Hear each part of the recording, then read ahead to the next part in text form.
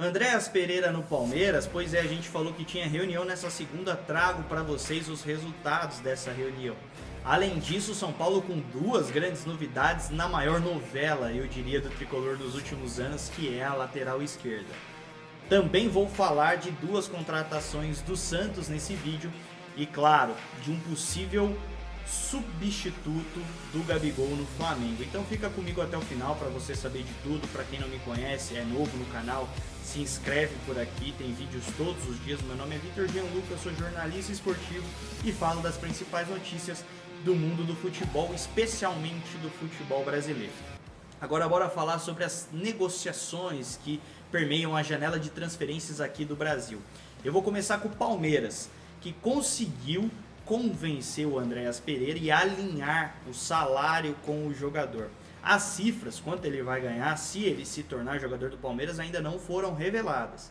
Mas o que a gente sabe é que nessa segunda-feira houve um encontro entre os dirigentes do Palmeiras e representantes do Fulham da Inglaterra, time que é dono dos direitos federativos do Andréas. Nesse encontro, o Palmeiras, além de ter conversado sobre a proposta já feita, a gente comentou aqui de 22 milhões de euros, cerca de 140 milhões de reais, conversou com o Fulham sobre possíveis gatilhos que aumentariam o dinheiro que o Fulham tem a ganhar, metas essas individuais e coletivas. Coletivas, é claro, ser campeão com o time do Palmeiras, avançar na Libertadores, coisas desse tipo. Metas individuais, aí é alcançar algum número de jogos, participações em gol, número de gols, propriamente dizendo.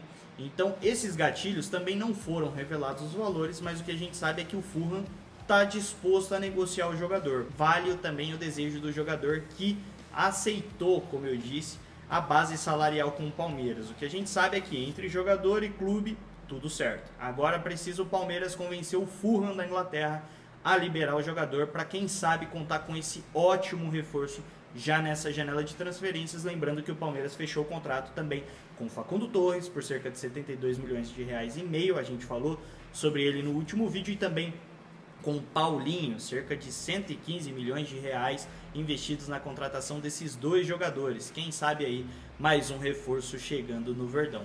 Agora bora falar sobre o São Paulo, que, vou te falar, vive uma grande novela nessa lateral esquerda. No ano de 2024, por exemplo, no ano passado, a gente viu na lateral esquerda do São Paulo o Wellington, que foi de graça para o Southampton, Jamal Lewis, um norte-irlandês que veio depois do Alexandro, que negociou por muito tempo com a diretoria tricolor, aceitar a proposta do Flamengo e se dirigir ao Rio de Janeiro. Falamos de 4 nomes para a lateral esquerda do São Paulo, 2 deles já foram embora. O Wellington foi para o Southampton da Inglaterra de graça e o Jamal Lewis retornou de empréstimo ao Newcastle. Com isso só ficou o Patrick, ou seja, o São Paulo precisava de um lateral agora. A boa notícia do torcedor para o torcedor são paulino é que nessa segunda-feira o São Paulo conseguiu assinar um pré-contrato com o lateral Wendel. Seleção brasileira, joga no Porto, muito bom lateral por sinal. Vem para ser um dos grandes jogadores da posição aqui no Brasil e gostou do projeto do São Paulo. Conversei com uma fonte que é muito ligada ao mercado da bola, inclusive tem várias informações legais, e o que ele me disse é que nos bastidores o Wendel sempre sinalizava o desejo de jogar pelo tricolor.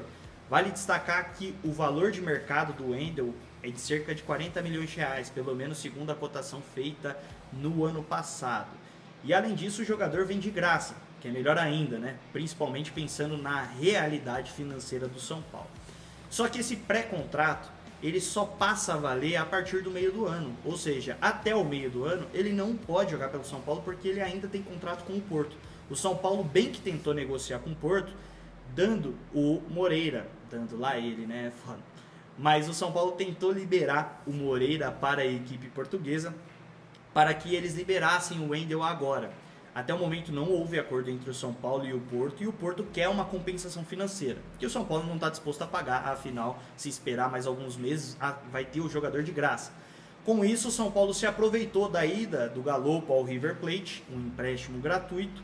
O São Paulo cede o Galopo por 1 ano para o River Plate e, em contrapartida, recebe o lateral Enzo Dias, argentino de 29 anos, a gente falou dele aqui nos últimos vídeos, inclusive na capa do vídeo eu coloquei novo lateral. Naquele momento, a disputa, o São Paulo negociava com o lateral, depois a gente atualizou, o staff do jogador fez uma pedida considerada alta pela diretoria, mas no final das contas houve um acerto entre as partes e o São Paulo está próximo de anunciar Enzo Dias, lateral esquerdo argentino, ofensivo, gosta, melhor atacando do que propriamente defendendo. Começou bem no River, perdeu espaço e agora quer jogar no São Paulo, vem para iniciar já a pré-temporada junto ao clube. Enquanto isso, o São Paulo segue nos trâmites com o Porto para quem sabe conseguir a liberação do Wendel nessa janela. Caso não consiga, no meio do ano o jogador se torna atleta do São Paulo. E agora bora falar sobre o Santos, que fechou a contratação do Thiago Maia. A gente já tinha adiantado aqui que o Santos assume a dívida que o Internacional tinha com o Flamengo, de 4 milhões de euros, e que possivelmente o Peixão teria que pagar ali mais um pouquinho para o Inter para conseguir a liberação do jogador. Eu já tinha falado para vocês que o jogador estava de viagem à Baixada Santista para a realização de exames médicos.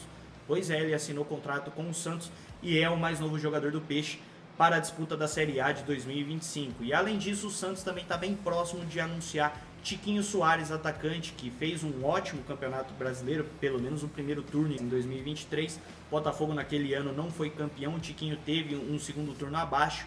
Em 2024 perdeu espaço com a chegada do Igor Jesus e depois do Matheus Martins.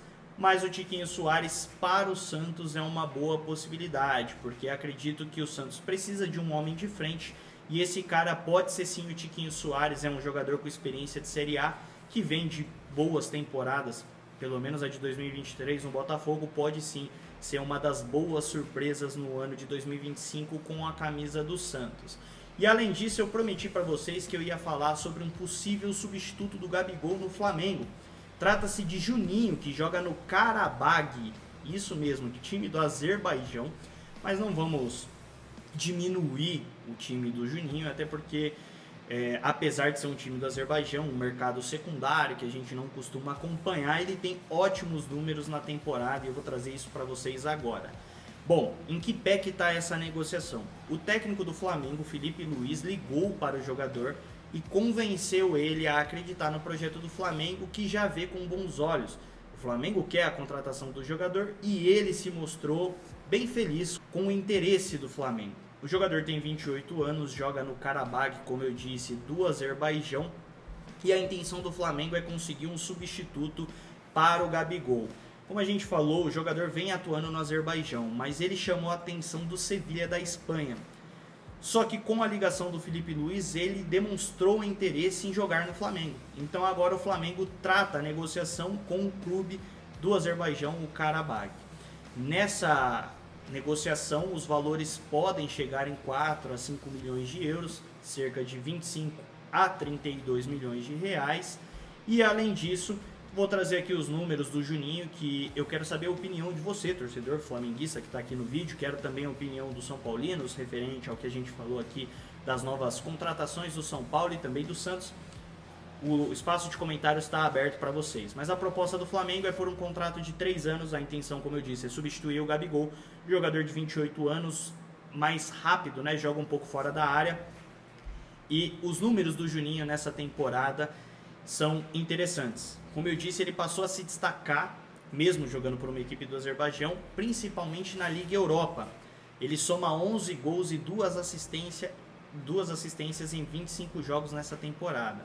Ele foi revelado pelo Atlético Paranaense em 2015, passou pelo Estoril de Portugal e depois passou pelo Chaves. Aí ele foi para o Karabag em 2023 e nessa temporada 13 participações em gols em 25 jogos. É um jogador que a gente não acompanha tanto porque, primeiro, jogou no futebol português, agora está num time do Azerbaijão. Foi revelado pelo Atlético Paranaense, é verdade, mas não passou muito tempo por aqui.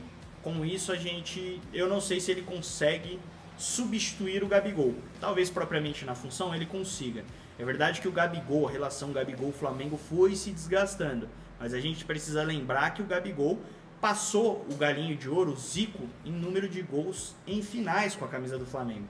Então era sim um jogador muito importante, inclusive marcou gol na final contra o Atlético Mineiro. Bom, quero saber a sua opinião, torcedor do São Paulo, do Flamengo, do Palmeiras e do Santos, que foram os times que eu tratei nesse vídeo. O que você está achando dos movimentos do seu time nessa janela de transferências? O campo de comentários está aberto.